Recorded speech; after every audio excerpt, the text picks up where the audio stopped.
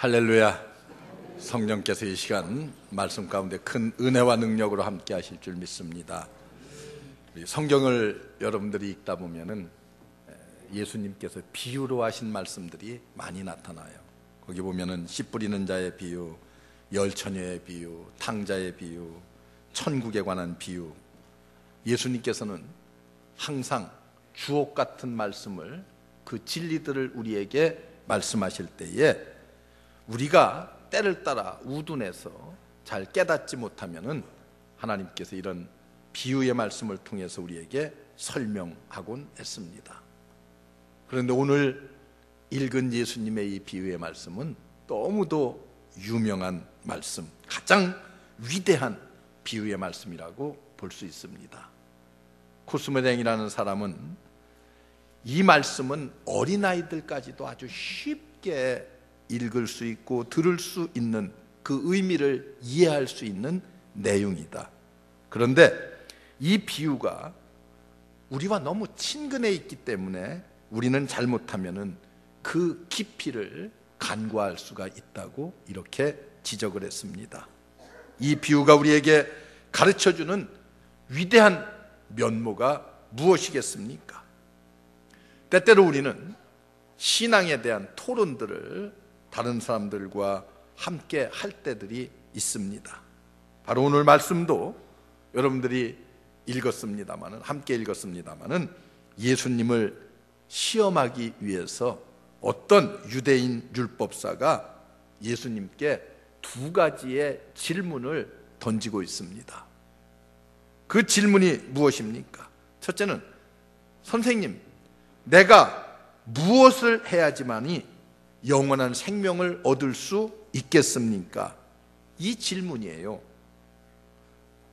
유대 사회는요, 이런 율법 전문가나 아니면은 신학자가 아니면은 일반인들은 이런 질문을 받지도 않고 던지지도 않습니다. 영원한 생명과 같은 신학적인 질문을 거의 하는 일이 없어요. 그런데 이 유대 사람은 율법 전문가입니다. 이 율법 전문가가 율법가가 아닌 예수님 앞에 나와서 이런 신학적인 질문을 해요.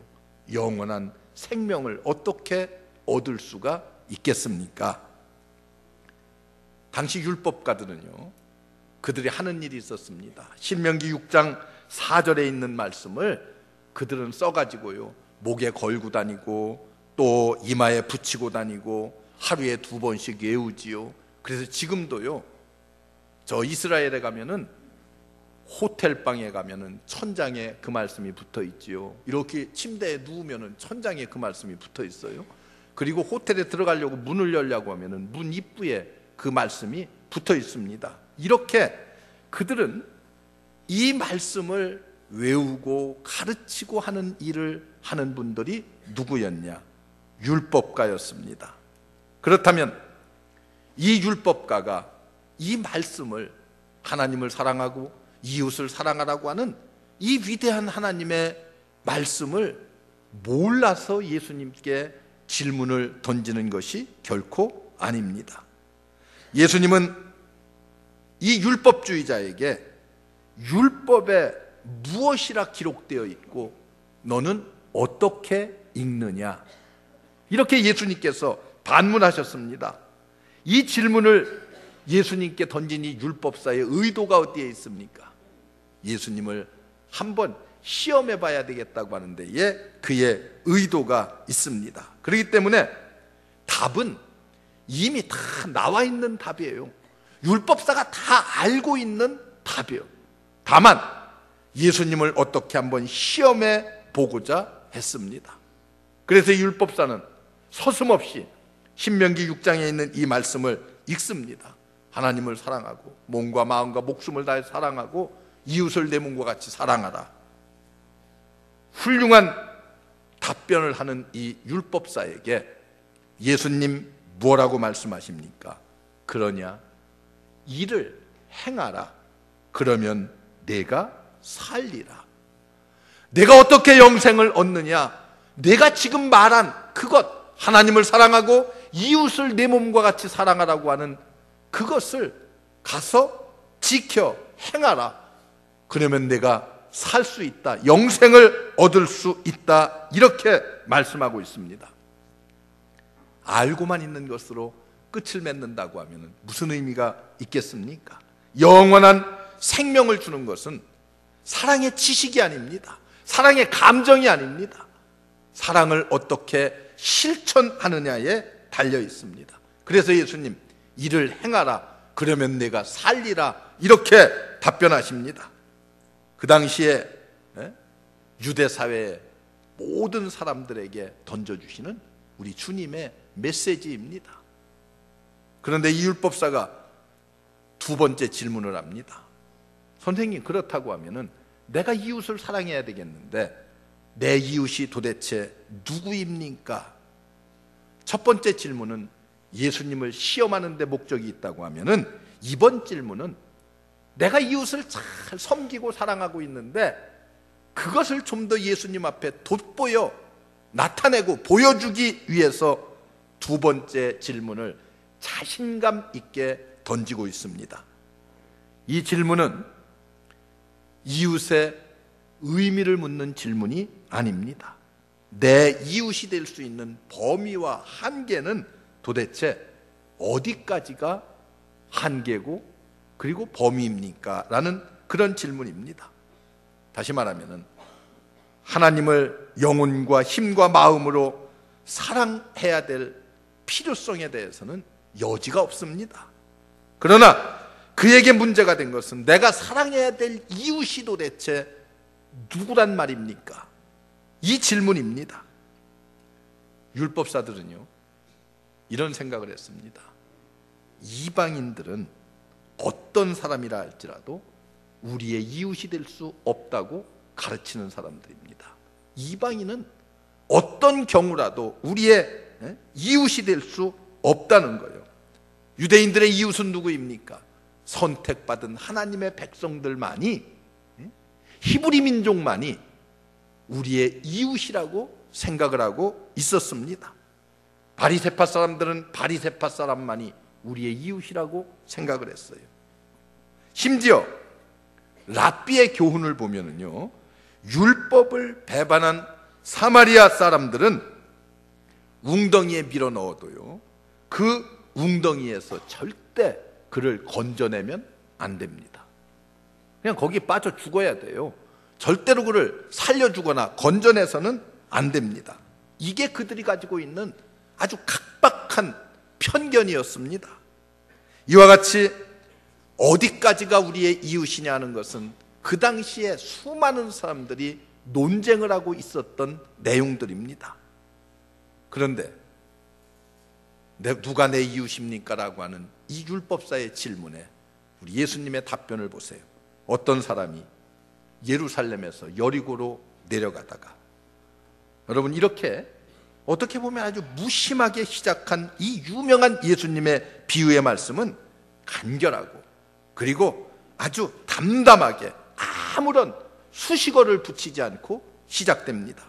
그러나 여기에는 그 율법사의 마음을 아주 강력하게 사로잡는 동시에 우리의 영혼 깊은 곳을 흔들어 놓는 진리가 담겨져 있습니다.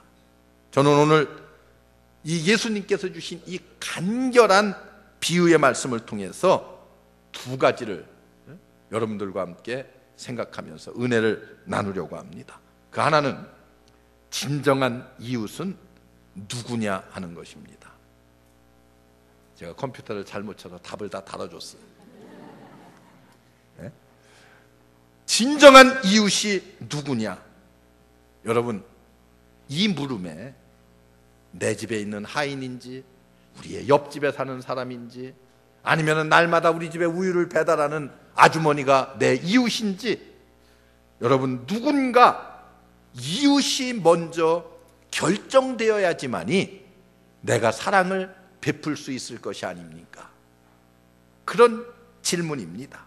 이 율법사는 속으로 이렇게 생각했을 거예요. 예수님이 아무리 명석하다 할지라도 이에 대한 똑바른 선을 절대로 그을 수가 없을 것이다.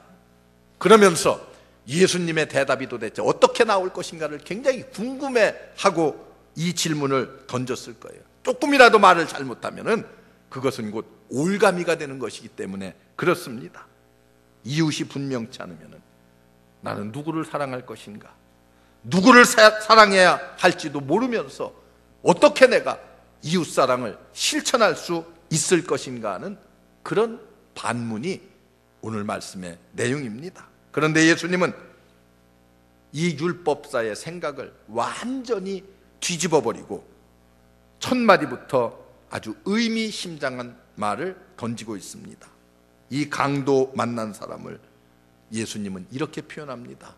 어떤 사람이, 그 사람의 내용은 아무것도 알 수가 없어요. 유대인인지 헬라인인지 아니면 로마 사람인지 전혀 알 수가 없습니다. 많은 사람들이 흔히 그 당시에 있었던 예루살렘에서 장사를 하기 위해서 여리고로 내려가던 많은 사람들이 있었어요. 그런 사람들 중에 하나였을 것이다 이렇게 생각할지 모르지만은, 그러나 성경은 그런 해석하는 것을 금하고 있습니다. 그의 이력서도, 그에 대한 설명도 붙어 있지 않아요. 그의 직업도, 국적도, 그의 종교도 전혀 기록하지 않고 어떤 사람이라고만 표시하고 있습니다. 그가 강도를 만나서 죽게 되었어요. 거반. 그리고 길모퉁이에 쓰러져서 누군가의 구원의 손길을 기다리고 있습니다. 다시 말하면 이웃을 기다리고 있습니다. 여러분, 내 이웃이 누구입니까? 이 말은 유대인의 개념대로 말하면 내 친구는 누구입니까? 그런 뜻이에요.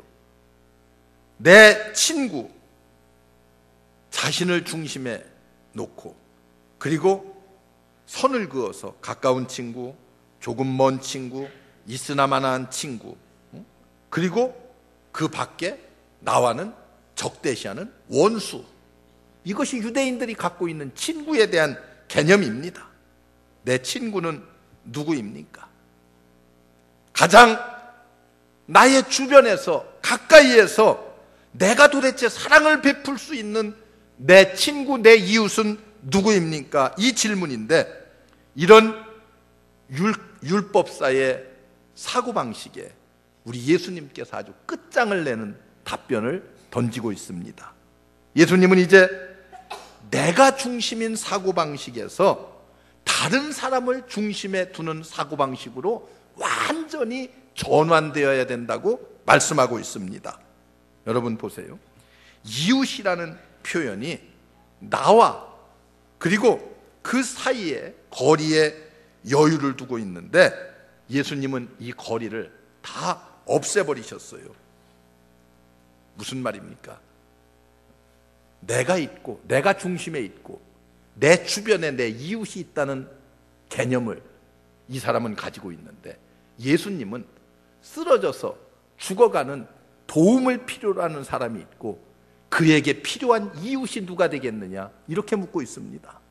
내가 도움을 줄 수 있는 이웃이 필요한 것이 아니라 쓰러져서 도움을 필요로 하고 있는 사람의 이웃이 누가 될 것이냐, 그것을 우리 예수님께서 말씀하고 있습니다. 바꿔 얘기하면 쓰러진 사람이 남이 아니라 내가 될 수 있다고 하는 사실을 기억하라는 거예요. 그것은 제사장이건 그것은 레위 사람이 되건 그것은 누구이든 문제가 되지 않습니다. 다만 문제가 되는 것은 이 사람이 거반 죽게 되어서 다급하다는 거예요. 누구의 도움이 없이는 금방 목숨을 잃을지도 모른다고 하는 이런 다급함이 그에게 있습니다. 예수님의 비유를 다 들었어요. 그리고 이 율법사가 내 이웃이 누구입니까?